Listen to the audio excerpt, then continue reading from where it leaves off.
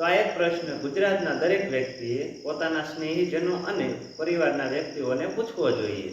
તો હું તમને પૂછવાનો છું કે મારી સાથે અકસ્માત થઈ ગયું, અથવા તો મારી સાથે એક્સિડન્ટ થઈ ગયું, અથવા તો કોઈ ગલત વસ્તુ થઈ ગઈ, તો તમે શું કરશો?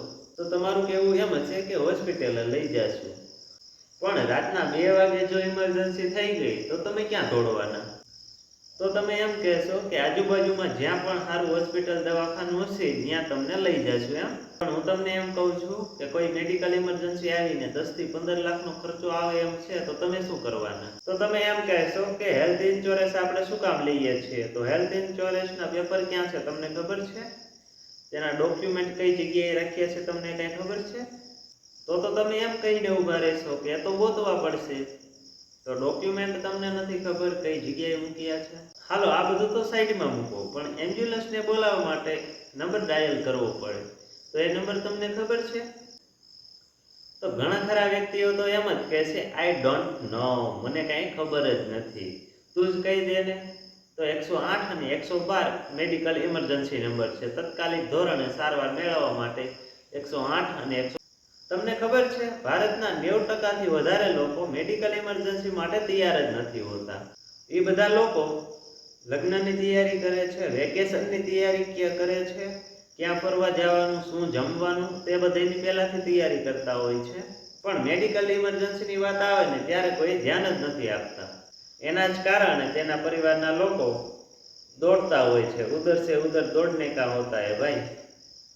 કારણ કે તેના લોકોને કંઈ ખબર હોતી નથી ને તેના કારણે તેમને દોડવું પડે છે. ક્યારેક ઇન્સ્યોરન્સવાળાને ઇન્સ્યોરન્સ કંપની પાસે જવું પડતું હોય છે, આઈસીયુની બહાર દોડા કરવા પડતા હોય છે, આઈસીયુની અંદર જે વ્યક્તિ છે તેની માટે કંઈક ને કંઈક ઓલું કરવું પડતું હોય છે. ત્યારે વ્યક્તિઓને દોડવું બહુ પડતું હોય છે જ્યારે મેડિકલ ઇમરજન્સી આવે ને ત્યારે. આનું કારણ શું? આપણી બેદરકારી. કારણ કે આપણે તેની માટે પ્રિપેર્ડ જ નથી. આપણે તે વસ્તુ કરશું કે લગ્નની ક્યારે થશે, લગ્નની તૈયારી કરશું, આપણે વેકેશનની તૈયારી કરશું, ક્યાં ફરવા જવાનું, ત્યાં જઈને શું જમવાનું, તેની બધી આપણે તૈયારી કરી હોય છે, પણ ક્યારે મેડિકલ ઇમરજન્સીની તૈયારી જ નથી કરી હોતી. ઇન્સ્યોરન્સ કંપની પાસે દોડાદોડી કરતા હોય, આઈસીયુમાં દોડાદોડી કરતા હોય, અથવા મેડિકલ માટે, મેડિકલ સારવાર માટે તેમને દોડાદોડી કરવી પડતી હોય છે. તો ઘણાનું તો એમ કહેવું હોય છે કે મેડિકલ ઇમરજન્સી માટે શું પ્રિપેર કરવું, એની માટે શું તૈયારી હોય?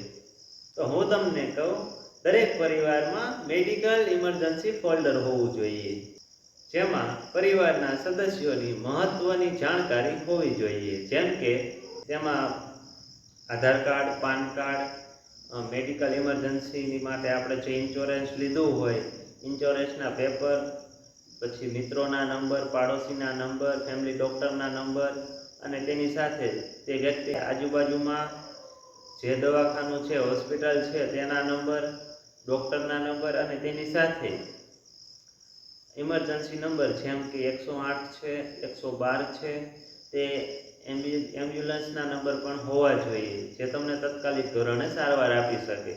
તે નંબરો હોવા જોઈએ. મેડિકલ ઇમરજન્સીની આટલી તો વસ્તુ તેમાં હોવી જ જોઈએ કે જ્યારે મેડિકલ ઇમરજન્સી આવે છે ત્યારે આ ફોલ્ડરમાં આટલી માહિતી તમારે તો એમાં લખવાની જ છે. તો આટલી માહિતી તો તે ફોલ્ડરમાં હોવી જ જોઈએ. જ્યારે મેડિકલ ઇમરજન્સી આવે છે અને દાખલ કરે છે ત્યારે ડાયરેક્ટ ડોક્યુમેન્ટ ઉપર સાઇન ના કરતા. તો ડૉક્ટરને પૂછો કે આમને શું થયું છે, આમની ઉપર કઈ પ્રોસિજર કરવાની છે, કઈ પ્રોસિજરની જરૂર છે, આમને કઈ કઈ સારવારની જરૂર છે, આમને શું થયું છે, આ બધું પૂછો. અને આ બધું કર્યા પછી પણ જો તમને કંઈ ખબર નથી પડતી, તમને કંઈ સમજાતું નથી, તો તમે ડૉક્ટરની 1 વાર પૂછો, 2 વાર પૂછો, 4 વાર પૂછો, 5 વાર પૂછી લો કે ભાઈ આ શું થયું છે આમને, અને આગળ તમે આની ઉપર શું પ્રોસિજર કરવાના છો. જો તમને ડૉક્ટરને પૂછ્યા પછી પણ તમને નથી ખબર પડતી, તો તમે તમારા ફેમિલી ડૉક્ટરનો સંપર્ક કરો અને તેમને જાણ કરો.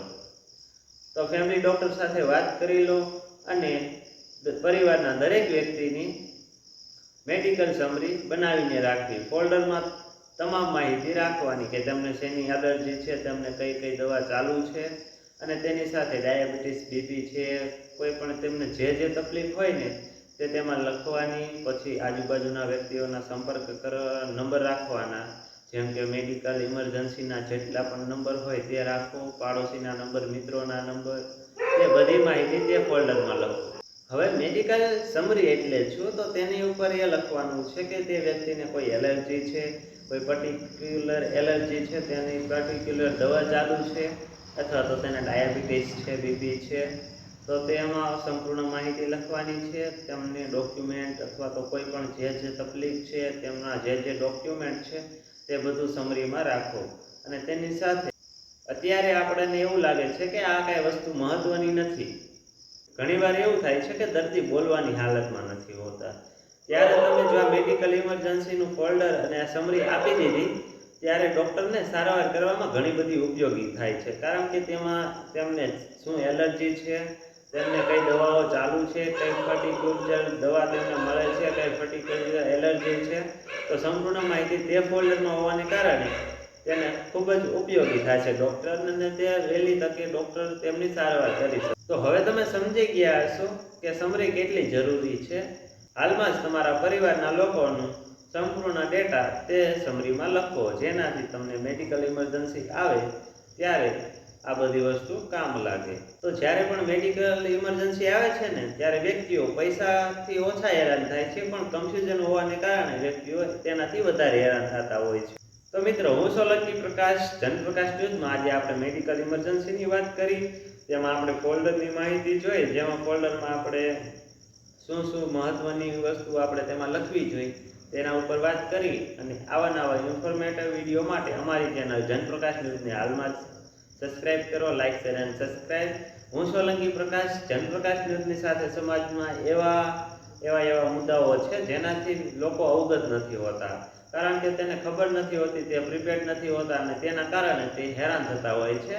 તો આપણે આવી જ માહિતી આપણી ચેનલમાં લાવી રહ્યા છીએ. જનપ્રકાશ ન્યૂઝ હંમેશા જનતાની સાથે છે, જનતાનો અવાજ, જનતાનો પ્રકાશ, જનપ્રકાશ ન્યૂઝ.